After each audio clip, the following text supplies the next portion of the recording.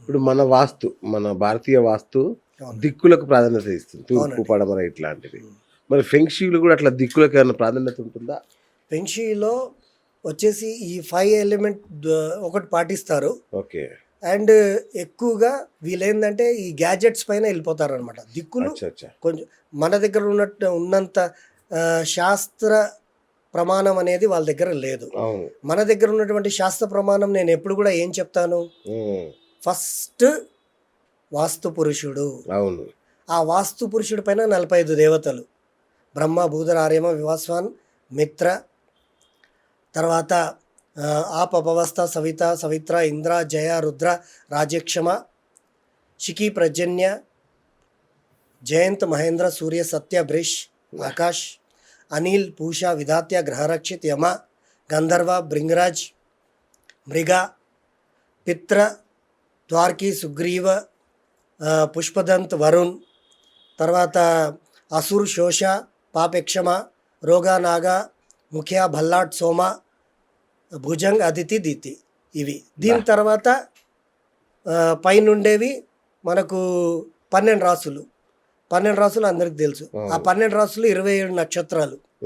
ఆ 27 12 రాసుల పేర్లు కూడా చెప్పాలి సార్, ఎందుకంటే తెలియాలి కదా. అయ్యో, మీకు అన్ని తెలుసు. మేష, వృషభ, మిథున, కర్కాటక, సింహ, కన్య, తుల, వృశ్చిక, ధను, మకర, కుంభ, మీన. రైట్. తర్వాత దీంట్లో ఉన్నవి మనకు ఉన్నవి వాళ్ళకి ఇవన్నీ వీళ్ళు అంత పాటించారు. మనకు వాస్తు పురుషుడు ఉన్నాడు, 45 దేవతలు ఉన్నారు, అవును. పైన 12 రాసులు ఉన్నాయి. ఆ రాసుల్లో 27 నక్షత్రాలు ఉన్నాయి. మళ్ళీ అశ్విని, భరణి, కృతిక, రోహిణి, మృగశిర, ఆరుద్ర, పునరసు, పుష్యమి, ఆశ్లేష, మఖ, పుబ్బ, ఉత్తర, హస్త, చిత్త, స్వాతి, విశాఖ, అనురాధ, జ్యేష్ఠ, మూల, పూర్వషాఢ, ఉత్తరాషాఢ, శ్రవణ, ధనిష్ట, శతభీషం, పూర్వాభాద్ర, ఉత్తరాభాద్ర, రేవతి. 27 నక్షత్రాలు. ఓకే. ఈ 27 నక్షత్రాల తర్వాత ఉన్నవి 9 గ్రహాలు. ఏది 9 గ్రహాలు అంటే మనకు అందరికి తెలిసినవే.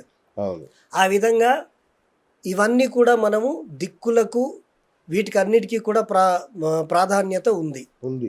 వాళ్ళు ఇవన్నీ పాటించకుండా ఓన్లీ ఈస్ట్, వెస్ట్, సౌత్, నార్త్ని తీసుకొని ఎక్కువగా వాళ్ళు పాటించేది లోషో గ్రిడ్ నండి.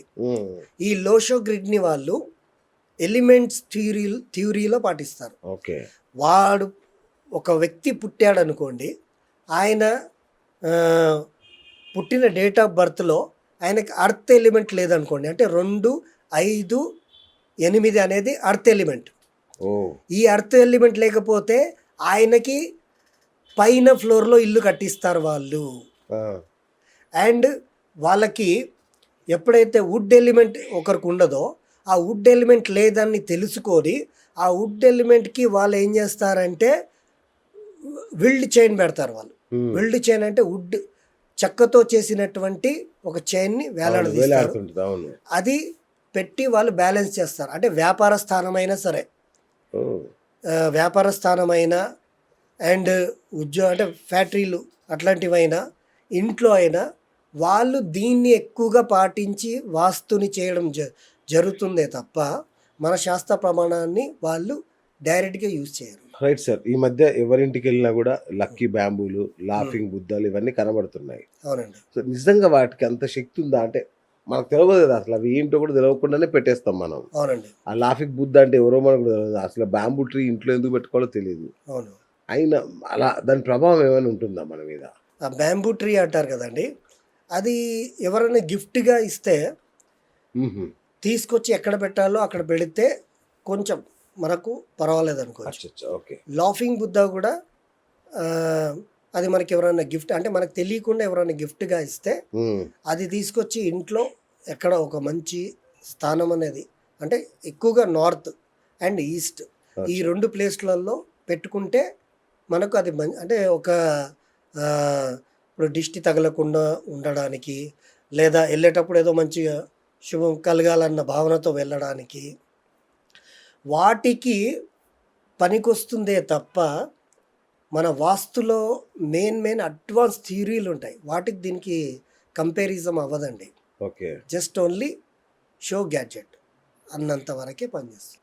లాఫింగ్ బుద్ధకు కుబేరుడికి అన్న సంబంధం ఉందా? ఇద్దరు ఒక అన్నదమ్ముల్లాగానో లేదంటే కజిన్స్ లాగా కనబడుతుంటారు. వీటి మధ్య ఏంటి సంబంధం? లాఫింగ్ బుద్ధ ఆయన మన కుబేరుడిని ఇద్దరిని సమానం చేసేసారు.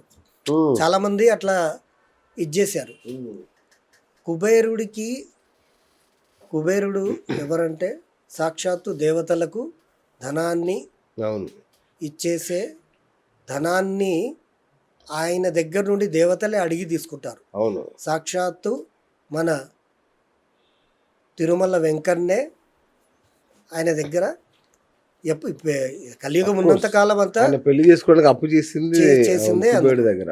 అండ్ కలియుగం ఉన్నంత కాలము అప్పు తీరుస్తూనే ఉంటాడు. అవును. సో ఆ కుబేరుడికి ఉన్నంత చరిత్ర ఈ లాఫ్టింగ్ బుద్ధకు లేదే. అవును. దానికి దీనికి కంపారిజం అనేది చాలా దూరం ఉందండి. ఓకే. నేను అందుకే అందరికీ అర్థమయ్యేటట్టుగా మీరు శ్రీనివాస్ గారు ఎప్పుడు కూడా మీరు మీకన్నా మీ ప్రేక్షకులకు క్లారిటీ ఎక్కువ కావాలంటారు మీరు. మరి అంతే, నాకు అవసరం లేదు సార్. నేను ఇలా కూడా బతికేస్తాను, నా ప్రేక్షకులు అన్ని తెలియాలి. అవును. ప్రేక్షకులకు క్లారిటీ కావాలంటారు. Yes. క్లారిటీ ఏంటంటే ఈ లాఫింగ్ బుద్ధ అనేది కుబేరుడి కింద వాళ్ళు ఆ ఎలిమెంట్ని క్రియేట్ చేసి నార్త్లో పెట్టుకున్నారు వాళ్ళు. ఓకే. అది కూడా మన కుబేరుడే. అది కూడా నార్త్లో ఈస్ట్ ఎంట్రీ నుండి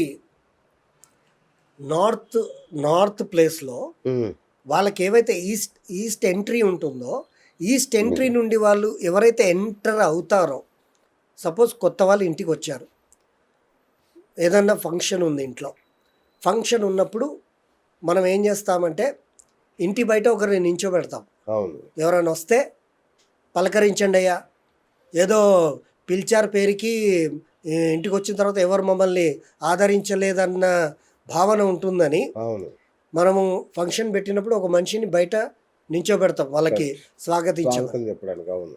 అలాగే ఈ ఫెంగ్షుయ్ పద్ధతిలో వీళ్ళు ఏం చేశారంటే ఏదైతే బ్యాడ్ ఎనర్జీ ఉంటుందో ఆ బ్యాడ్ ఎనర్జీని పారదోలి గుడ్ ఎనర్జీని ఇంట్లోకి రావడానికి ఎలాంటి ఆకారాన్ని సృష్టిస్తే బాగుంటుంది అని ఎన్నో విధాలుగా ఆలోచించినప్పుడు మన ప్రమాణం అనేది, అంటే ఇది ఏదైతే మనకు పంచదశ యంత్రం ఉందని చెప్పానో దాంట్లో ఎలిమెంట్స్ అనేది క్రియేట్ చేసుకొని దానితో వాళ్ళు లాఫింగ్ బుద్ధ అనే గ్యాడ్జెట్ లాంటి వస్తువులాగా వాళ్ళు రెడీ చేశారు ముందు.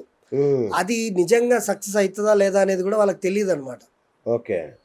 అది ఎప్పుడైతే ఒక ఆకారం ఒక 3 నెలలు మనం కదిలించకుండా ఒక దగ్గర పెడతామో, దాన్ని మనం ఒకే విధంగా మనం కొలుస్తూ ఉంటామో, ఓకే. దానికి వాస్తు అనే ఒక మ్యాగ్నెటిజం వచ్చేస్తుంది అనమాట. ఓకే. అదే విధంగా వాళ్ళు నాకు ధనాన్ని ఇచ్చే దేవుడు ఈయనే అన్న భావనతో వాళ్ళు పూజించడం జరిగింది. ఉమ్,